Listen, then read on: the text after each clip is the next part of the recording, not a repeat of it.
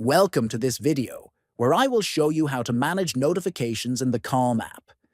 If you use Calm for meditation, sleep, or relaxation, controlling notifications can help you focus better and avoid unwanted interruptions. First, open the Calm app on your phone.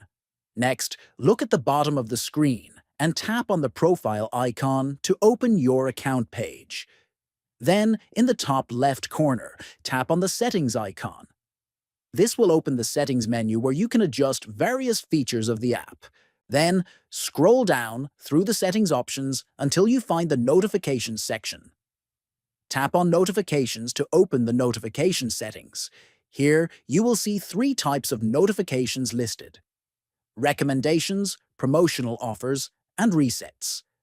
You can choose to turn off any type of notification that you do not want to receive by toggling the switch next to each category. Finally, after adjusting your notification preferences, you can exit the settings and your choices will be saved automatically.